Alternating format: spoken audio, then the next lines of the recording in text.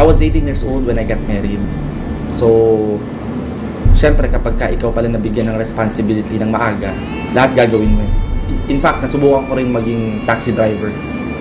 Nasubukan ko rin mag-shoe shine. Lahat papasukin ko basta importante kikita. And at the same time, basta legal, ethical at wala akong tatapakan tao, definitely gagawin ko lahat. Alang-alang sa family ko. Ang wife ko nagtatrabaho sa people support. So, ako naman nasa bahay lang, gaalaga ng mga bata, hatid sundo. And kung may racket na pwedeng racket sa Baguio, yun, gagawin ko. Nagbabuy and sell ng kung ano-ano. And at the same time, pupunta ng bilyaran, baka manalo sa bilyar, pwedeng pambili ng pagkain man lang. Yun yung ginagawa ko before ako mag-royal.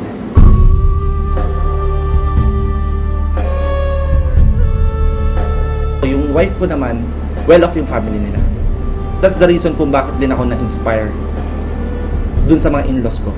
Dahil nga, kahit pa paano okay yung buhay nila, sabi ko, hindi pwedeng habang buhay, wala na lang mangyayari sa buhay ko. Dapat may mapatunayan ako sa kanila. The reason kung bakit ako lumalabas everyday, it's because of yung pamilya ko. Tititigan ko sila, ito ba yung gusto kong buhay para sa kanila? Gusto ko yung maibigay yung the best na buhay para sa family.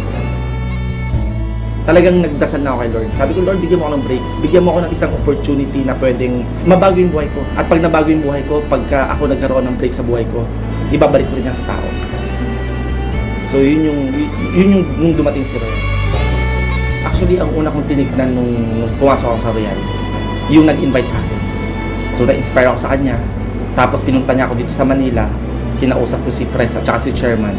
Sabi ko, ibang klase yung management. Ibang klase yung vision nung may-ari. Ibang klase yung mancom ng Royal. Yun ang nakita ko sa Royal Business Club. Yung integrity at credibility ng may-ari at ng management. Ibang klase yung determination ng presidente at chairman. So kung determinado yung may-ari, mas, kumbaga, mahahawa ka eh.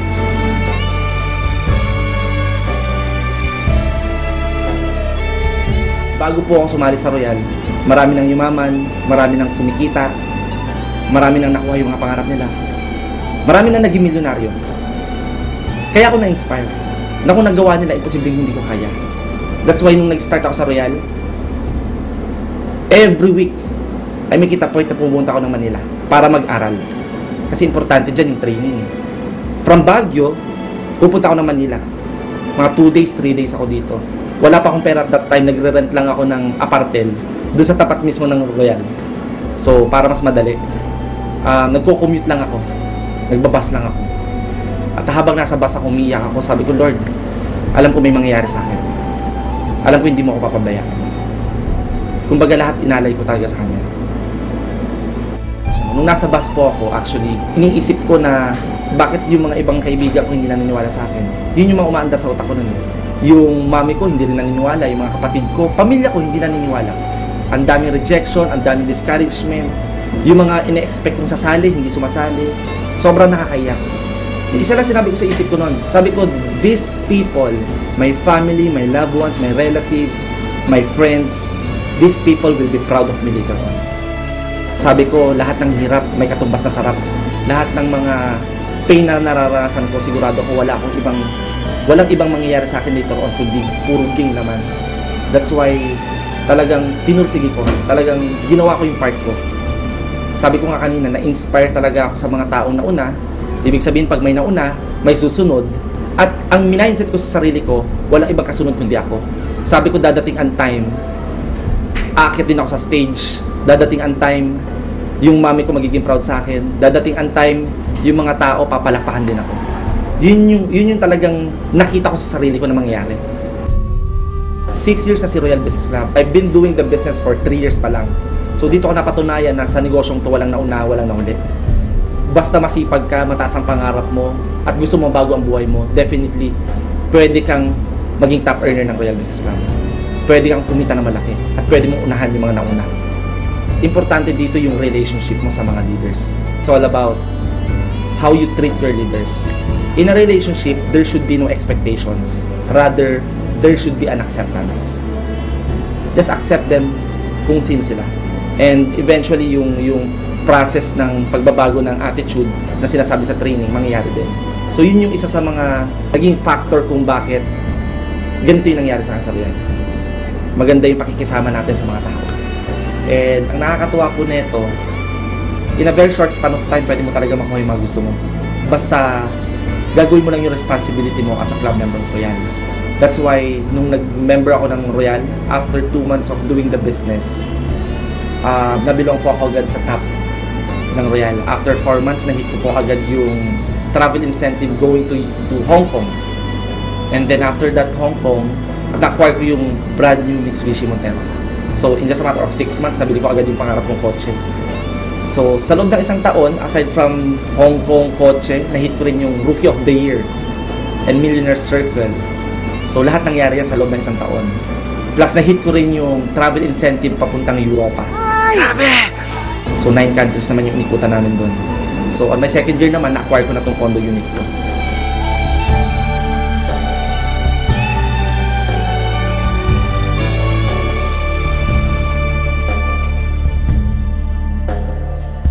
Tapos nahit ko rin yung papuntang Brazil. Especially kung lagi mong kasama ang Panginoon. Christ the Redeemer, wala mo imposible. Sa Royal Business Club, lahat ng imposible magiging posible. Nakakatuwa dahil bukod dun sa mga accomplishment na nakuha ko in my life, yung mga pag-aaral ng mga anak ko, napunta ko sila sa magandang eskwelahan. At May 2012, na acquire ko yung ultimate dream car ko, yung Audi R8.